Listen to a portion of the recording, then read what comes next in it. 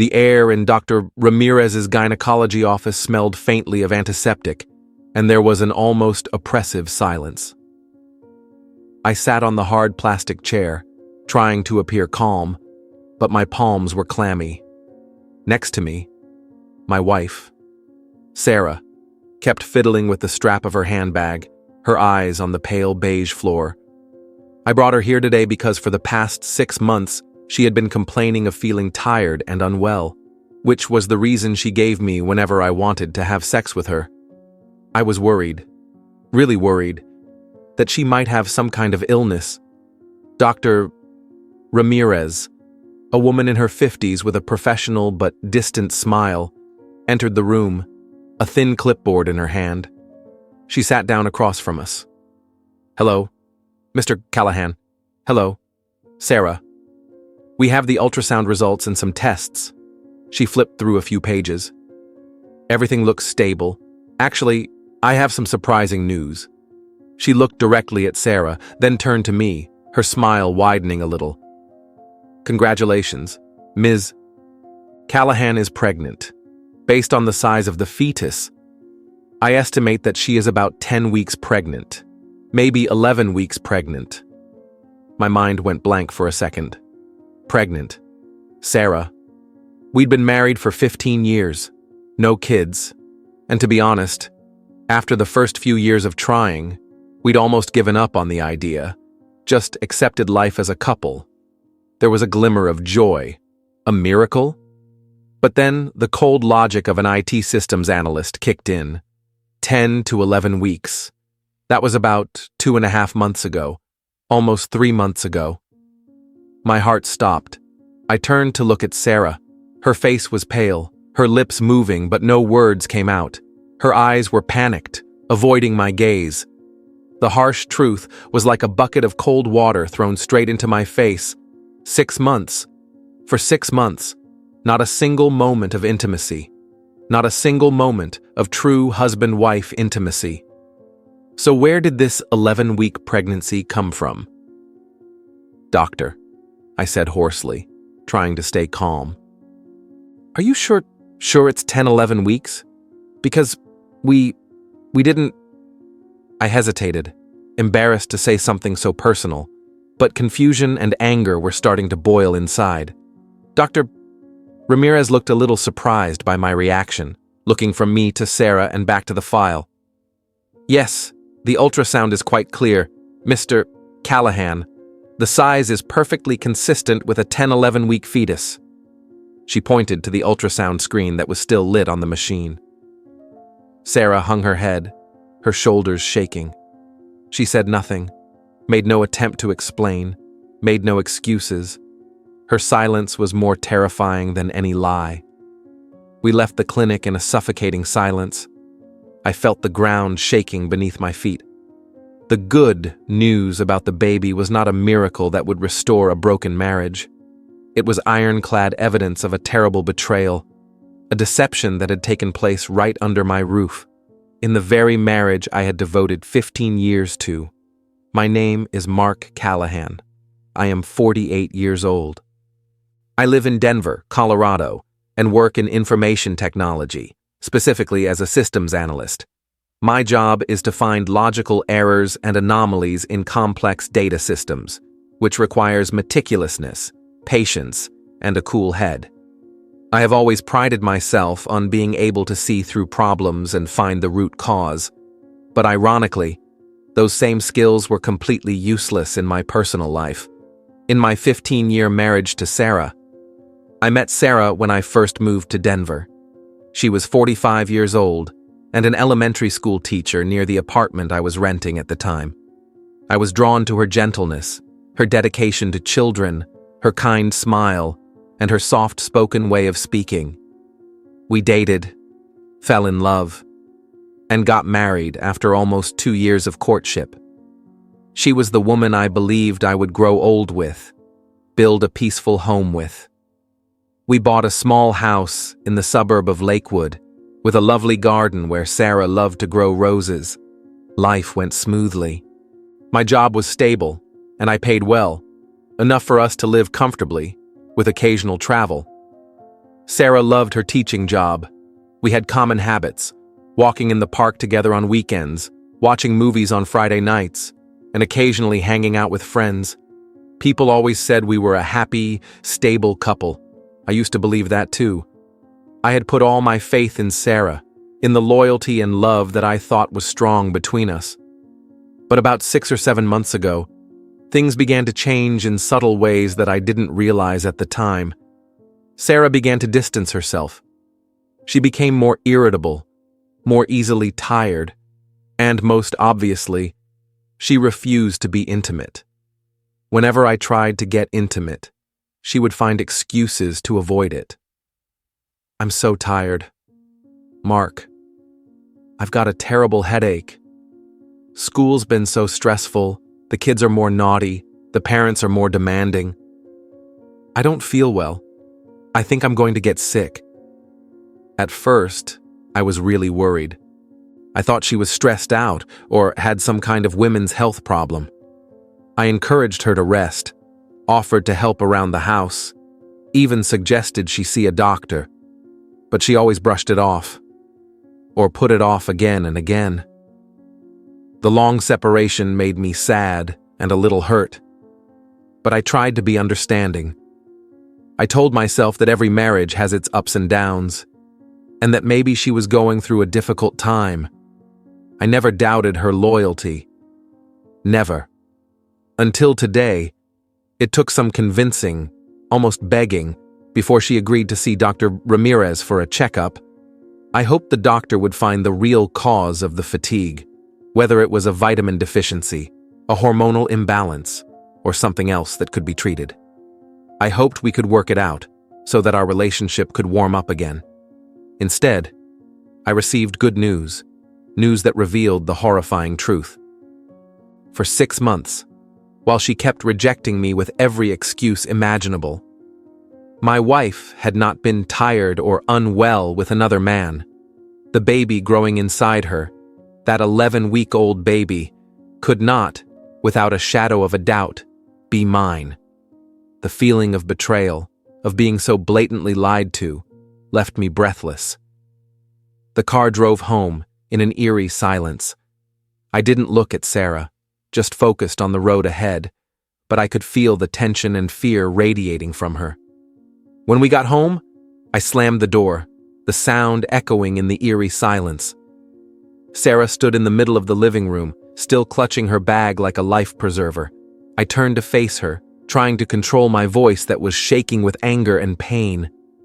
Sarah, explain. You owe me an explanation. 11 weeks. How could this happen?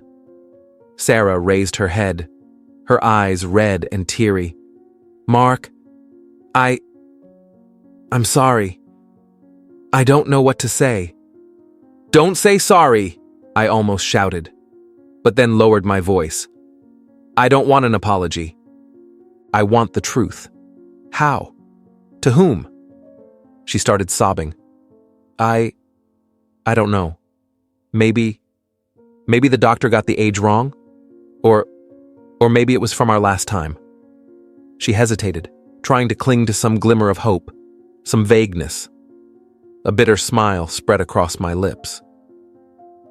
Last time? Which time are you talking about, Sarah? The last time we were truly intimate was over 7 months ago, after our anniversary trip to Estes Park. I remember it clearly. Then came the days of constant rejection. 11 weeks ago, we were completely flat. Don't try to make a fool of me. The certainty in my voice seemed to make Sarah realize that there was no denying it any longer.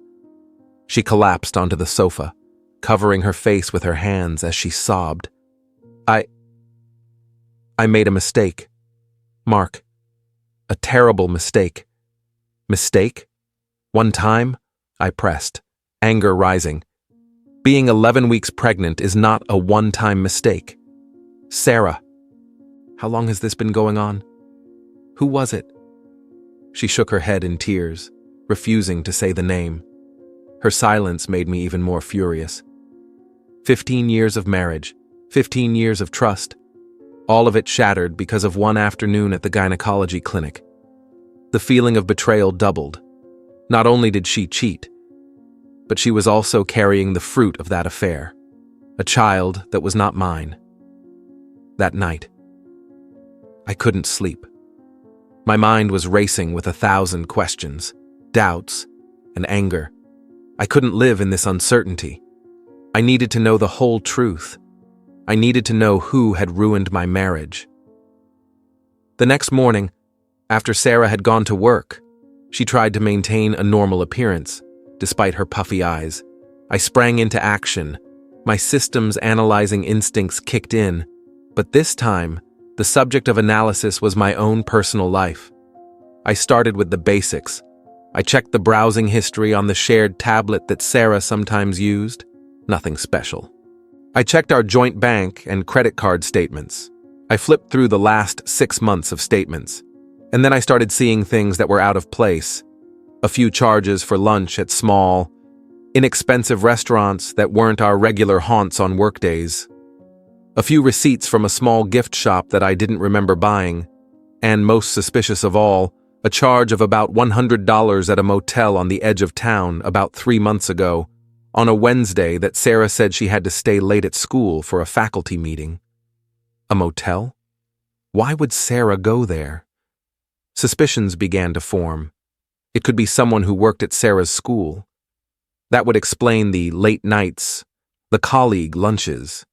I tried to recall the male co-workers Sarah had mentioned.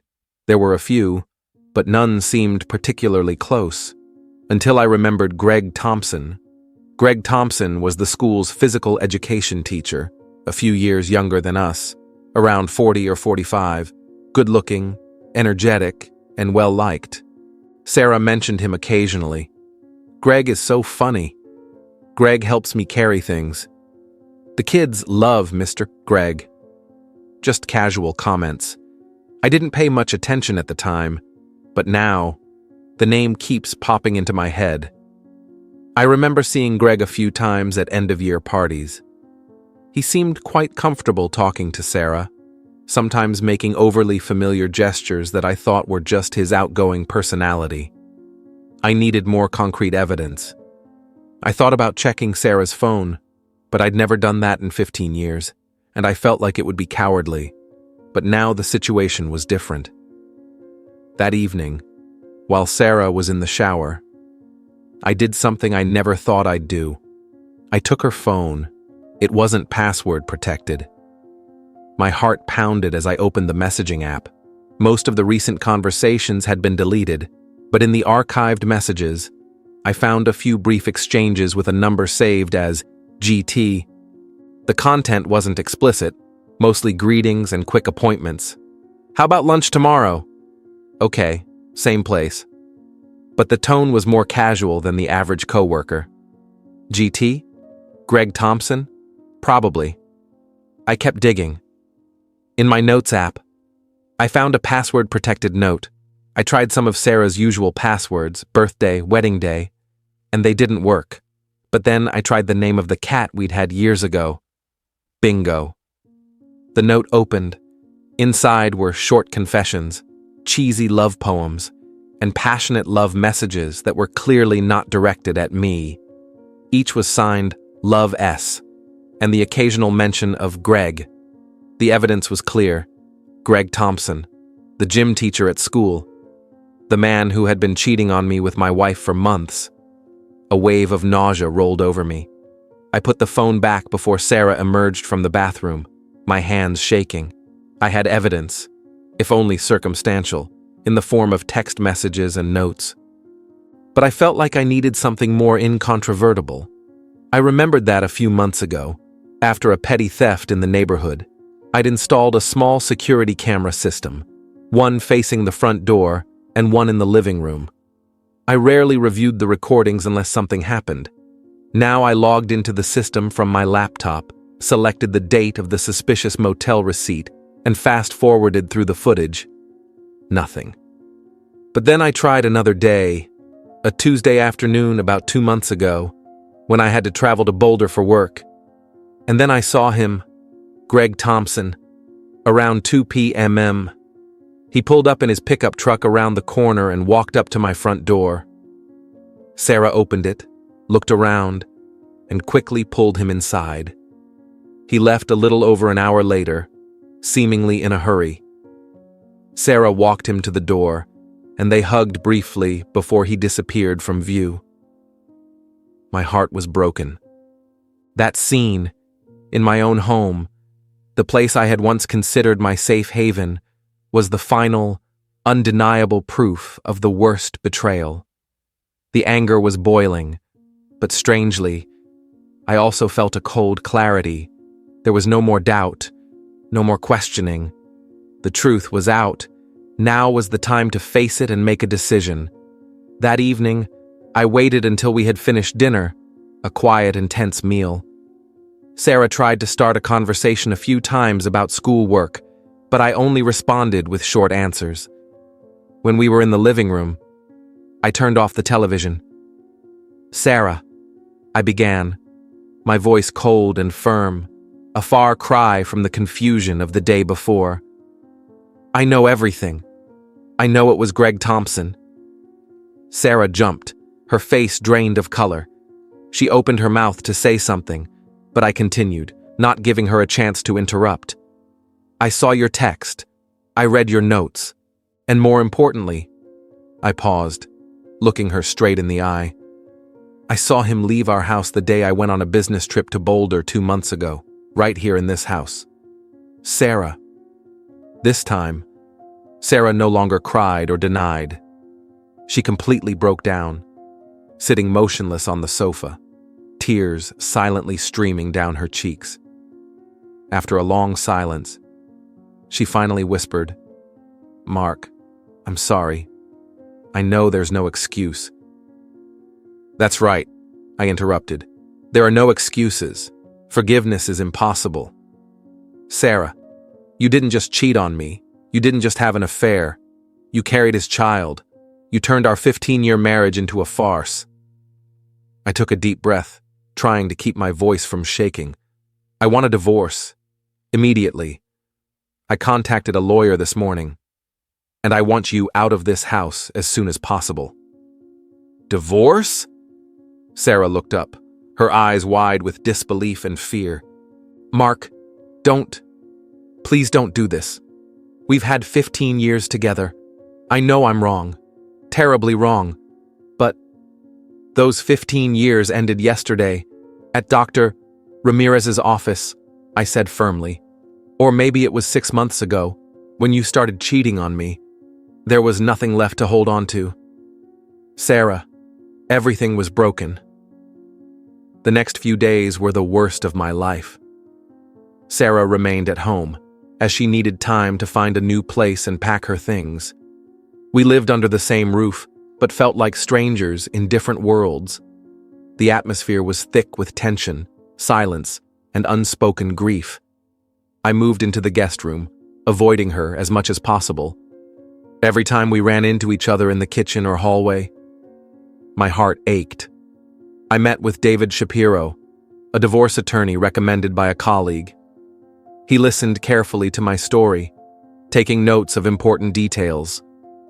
The case was pretty straightforward in terms of adultery, but the complicated issue was the child and the division of assets after 15 years of marriage. Mr. Shapiro explained. We had a long discussion. The house, which we bought after we got married, was legally community property.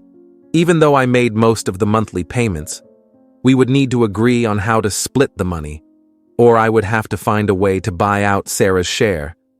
Savings and retirement accounts would also need to be divided according to Colorado law. And the most painful issue, the baby. I reiterated that it was not mine and that I would not be held responsible. Mr. Shapiro explained that after the baby was born, we would need to do a DNA test to have official legal proof. The results would be included in the final divorce decree, confirming that I was not the father and therefore had no alimony or other obligations. This was necessary to protect my rights and my future. I asked Mr. Shapiro to proceed with the divorce proceedings as quickly as possible. I wanted to end this chapter of my life once and for all. Sarah also hired her own attorney, Negotiations began, largely via emails and phone calls between the two law firms. Sarah's side initially tried to demand a larger share of the estate, citing her pregnancy and the financial hardship she would face. But my attorney firmly rejected this, insisting that the pregnancy was the result of adultery and could not be used as leverage in dividing marital assets. Evidence of the affair and the security camera footage, which, although not publicly available, were brought up during the negotiations, forced Sarah's side to back down. Finally, after several tense weeks, we reached a settlement. I agreed to buy Sarah's share of the house at current market value, minus a portion of legal fees. Other joint assets were divided fairly.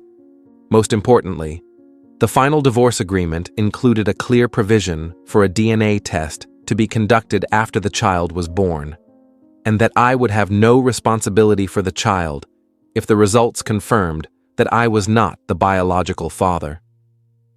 The day Sarah packed up and left the house was a gloomy one, despite the sunny weather in Denver. I wasn't home when she left, and I didn't want to see her go. When I returned that evening, the house was empty and eerily quiet. No more of her things, no more of her pictures. Just me and the walls filled with memories of the lost 15 years. I felt empty, but also a little relieved. At least this painful drama was over. A few months later, I was informed by my lawyer that Sarah had given birth to a baby boy. As agreed, DNA testing was performed immediately under the supervision of both parties' legal representatives. A week later, I received the official results via email from Mr. Shapiro. The bold text read, "Probability of paternity, 0%. I stared at the results for a long time. There was no surprise, but there was a strong sense of relief. It was the final confirmation, the end of all ties, all lingering doubts. The law had officially recognized the truth I had known all along. I was not the father of that child. I had no responsibility for her, for Sarah, or for Greg Thompson. I heard Greg moved in with Sarah after my divorce, but their relationship was rocky, especially after the baby was born and the financial pressures mounted. But honestly, their fates are no longer my concern. They chose their own path, and they have to deal with the consequences. My focus is now entirely on healing and rebuilding my own life. It was not an easy process. The pain of betrayal was so deep. My trust in women and in marriage was almost completely shattered. There were nights when I lay awake in an empty house, feeling lonely and bitter. I sought out a counselor on the advice of a close friend. Those talks helped me a lot in facing and processing complex emotions, wounds that I did not even realize I was carrying. I threw myself into my work, finding solace in the logic and order of code and computer systems. I began to devote time to personal interests I had long neglected, hiking in the mountains around Denver, reading, joining a photography club. I renovated my house, repainted the walls, changed the furniture, made the space my own, erased traces of the past. Gradually, I felt stronger, more independent. It's been 2 years since my divorce. My life has changed. I still live in Denver, in the same house, but now it's filled with light and freedom. I still work as a systems analyst, and even got promoted. I have good friends and a healthy social circle.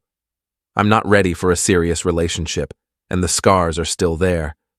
But I'm no longer closed off. I've learned to trust again, albeit much more cautiously.